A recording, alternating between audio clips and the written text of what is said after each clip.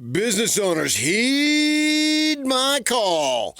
You want to make some money? I want to make some money for you. Let me endorse your product. Here's all you need to do. You text PK to 57500. Let me spell it for you. PK 57500, and our sales staff will be in touch. Let's get together and help you make some money, man. And women. Money. Yeah, that's what it's about, man. I love having money. I think it's awesome. Got a question up on our Facebook page. What do you think BYU's record is going to be now that you know they're starting a freshman quarterback? Get to that. We got a lot of people weighing in on that. Riley Jensen hopefully will join us briefly, and we'll get him to weigh in on that. Uten AZ, Utes be crazy. True freshman quarterback starting for a P4 team and getting a winning record? Odds are slim. Under 2% historically. I think Trevor Lawrence or Jalen Hurts on elite squads like Clemson or Bama. But they have a weak schedule. Jamal Holloway, Banning High School, Wilmington, California, led the Oklahoma Sooners to the national championship. They talked about it for years afterward. And in the 80s and early 90s, I was on that campus many, many times. DJ PK, we're joined now by Riley Jensen, college football expert and former Utah State quarterback. Riley, good morning. What's going on, guys? Well, I don't know if you've heard, but BYU starting freshman quarterback. Yeah, it seems to be like pretty big news. You tempering? Are you tempering your expectations? All over my social media feed. Are you tempering your expectations because you know he's a freshman quarterback, or it's a different era and you believe in this guy and they're going to have a big season? What do you think? I think somewhere in between there. I think what you're saying is well received, at least on my part. I mean, freshman quarterbacks, young quarterbacks play better than they used to, and they're more prepared than they used to be to be in the spotlight. But I think you also have to temper that a little bit. I think I like the comments of the coaches. I like what Coach Sitake was saying about, they're like, well, we're going to start a freshman. And they're like, well, that's kind of weird. Has that ever been done before? He goes, I don't know, but they don't have Bear Bachmeier, and I think that's good support. I also thought that he said a lot of right things as far as like the guys who got beat out says, or as far as the guys that got beat out, he says we need them, and college football is tough and quarterbacks get hurt and we're going to need them. We need them to keep improving. We need them to keep playing well. And we feel like that's a good room. So I think he said the right things that way too, right? But I do think Bear, I think he has an opportunity to be really good. But I think you have to temper that. You do have to kind of just ease into it, realize there are going to be some mistakes. But if he's the best guy in the room, he's the best guy in the room right now. What does this mean for Aaron Roderick and the play callers for the offense with a freshman as opposed to somebody else who has maybe 2-3 years experience? Well, I don't know that you have to. For me, when you're an offense coordinator, I don't think you have to.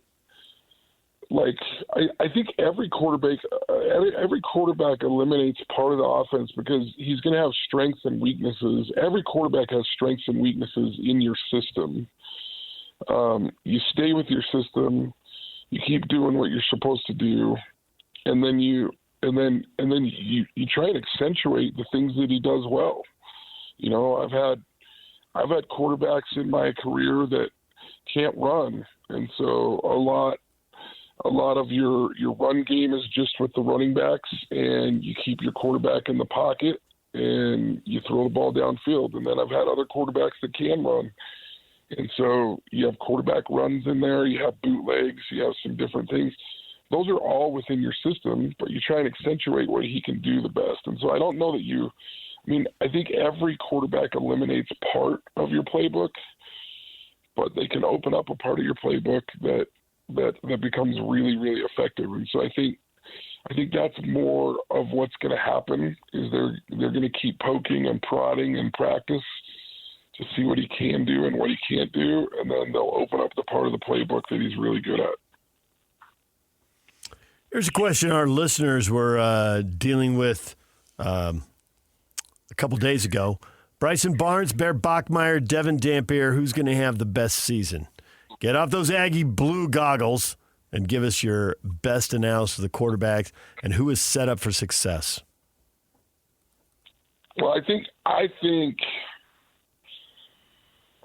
Dampier's set up for the best season. I mean, you're talking about a guy who already has,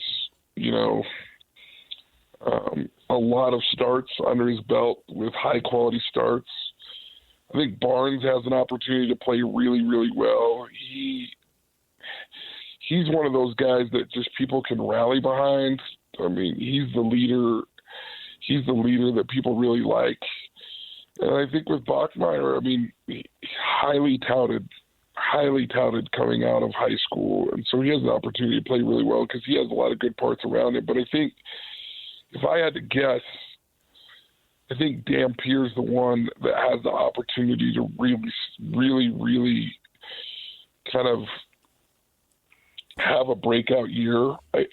Look, he already had a great year, and I hate it because I keep bringing this up, and this is just me with my quarterback coaching mindset on that. He had 12 touchdowns and 12 interceptions, and I know we talked about this before, so I'm not going to get into it too much. But I think if he changes that, if he gets his interceptions down, and he gets his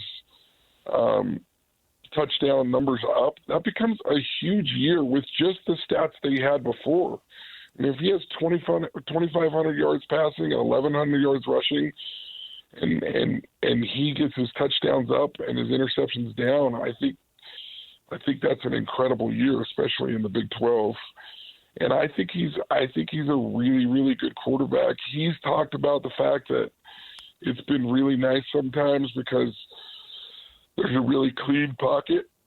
Now, that has to happen against other teams, but if you're getting a clean pocket against Morgan Scalley's defense, then you got to feel pretty good about some things that are going on with Dampier. This is going to be an opportunity for him to play under the same coordinator for more than 1 year. That always makes me jealous as a quarterback that had 5 different offensive coordinators in 5 years of college football. While that made me more well-rounded as far as a coach and some different things like that, it was very, very difficult as far as being a player because you're constantly starting over and you never have that consistency of the offense. So I think Dampier being in this offense more than 1 year is going to be a big advantage to him. With BYU's schedule, we talked about how they placed Zach Wilson in a situation where they were pretty doggone sure he was going to succeed because when they were an independent, the schedule started tough and got easier, and here it's flipped. How much do you think this schedule has played into it going with Bachmeier because he has an opportunity to get some serious experience under the circumstances right off the bat because the easier part of the schedule literally is the first 3 games? Yeah, I think that used to be the real difficulty of the BYU schedule, right, is they were trying to play a more tough schedule. They had some independent stuff going on and some different things, and a lot of times the schedule would be front-loaded, and then November it was like, oh, they're playing against San Jose State, right? And I think with the change, you can now, be like the Alabamas of the world and the Clemsons of the world that have some easier games to start out the season, to ease into the season, make some mistakes, still win games, and still learn from those mistakes. And so that becomes definitely an advantage and a way for BYU to build Bachmeier's confidence and build on who he's going to be. I hope he comes out, and I hope he's just lights out. I like seeing local teams be good. I like seeing BYU be good. I hope he's lights out. But just as a freshman, there's going to be some mistakes. You got to temper that a little bit. But, man, I hope he comes out and he just looks like everything that everybody wants him to be because, man, it's fun. It's fun when local teams are good at football. How big do you think the QB run game is going to be now that you know he's the starting quarterback? Well, I think I think it was going to be big, whether it was him or the other quarterbacks. I think any of them were going to be able to run. I think there's two reasons why I think the run game will be big with him. Number one, he can run. Number two, he's a big, solid kid. And so you don't feel as scared to run him because he's going to have some durability that maybe other quarterbacks don't have. But then you also have some really, really solid backups that are behind him if he does get hurt. I think they were going to run the ball if McKay Hillstead was the quarterback. I think they were going to run the ball if Bear was the quarterback because you know that you have backups. Now, in the past, I don't think they felt like they've had great backups, and they had to be a little bit more selective about how much they ran it. And so I don't think there's any question the run game is going to be part of what they're doing. We hear about freshman mistakes. What exactly are those things? So freshman/rookie mistakes are a really simple one is you had the arm strength to fit the ball into a tight window when you were in high school, and that window closes up a lot faster. A freshman mistake is not being aware of time either on the play clock or time on the game clock. Those are freshman mistakes that can happen where you have to burn a timeout. Now, those aren't as big in the first half. Like a lot of times coaches will say, hey, defenses, offenses, burn your timeouts in the first half if you have to use them, especially early in the season, because first half doesn't really matter, but you want to save your timeouts in the second half in case you're in a close game, so you have all three of them when it comes down to a 2-minute drill or a 4-minute drill where you need to get the ball down the field and you need the timeouts on completions and those sorts of things. I think the other thing that happens is in high school, if you're really, really good at pre-snap recognition, meaning you can tell what the defense is going to be pre-snap, 95% of the time you're going to be right in high school and you're going to be able to throw to the open guy. In college, there is a whole new world of pre-snap and post-snap reads, meaning the defense changes as you're dropping back. And University of Utah is really good at that. The top teams in the Big 12 are going to be good at changing the defense as you're dropping back. But in high school, it's like if you're good pre-snap, you're going to be right 95% of the time. In college, if you're good at pre-snap, you're good 60% of the time. But that 40% can lead to big mistakes, interceptions. The defense rotates into a cover 3 instead of a cover 2 that you thought they were in, and that can cause problems. So those are freshman mistakes that happen. So staring at Chase Roberts when he runs a crossing route and not realizing it's zone and that linebacker you're not looking at is coming in to pick it off and head the other way? That one? Correct. But more the one that would be different for me is you see a blitz, you assume man-to-man, and a defensive lineman drops underneath Chase Roberts that's a little more difficult as a freshman. A corner blitz is really, really hard to read. I don't care what level you're on. A corner blitz is hard to see. You know what I mean? And if you're not watching the film and doing the things, those are tough. Like a zone blitz, a corner blitz, or maybe you read zone and it was the right read, but it's a different zone than what you thought it was. So those are hard, and that's what good defenses do, and that's what you have to grow as a freshman. I think one of the things that might be hard for him too is I don't know how much he's read like a 3-5-3 defense. And I don't want to get too far into it, but I know that Retzlaff talked to you about the 3-5-3 defense, right? Mm-hmm. I think it was you that told me that.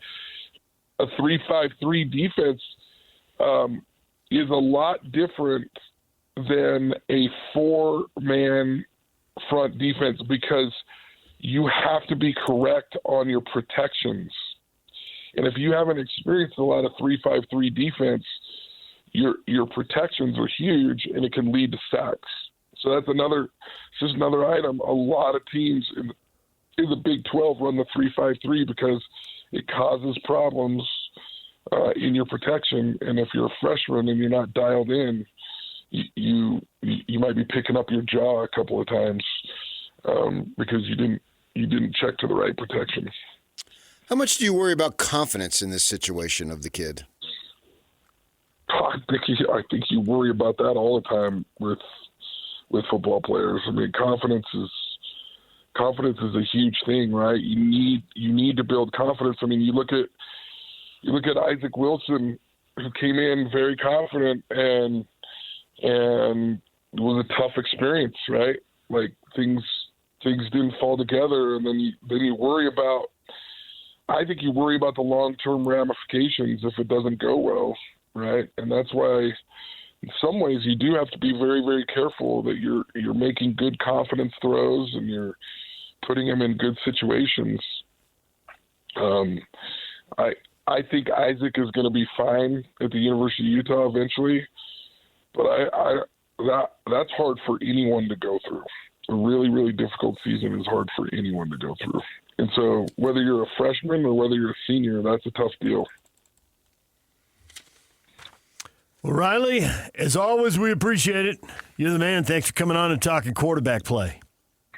Dude, it's my favorite thing to do. Thanks for calling me. Next week will be game week. We'll get some predictions. Get ready. Can't wait. Okay. Can't wait. Thanks, Riley. Talk to you soon. Riley Jensen, our college football expert, former Utah State quarterback. DJ and PK, it's 97.5 The Zone coming up later this hour. It's a Win Tickets Wednesday. We got tickets to see the County Crows, the Complete Suites Tour with Gaslight Anthem at Utah First Credit Union Amphitheater on August 21st. DJ and PK, it's 97.5 The Zone.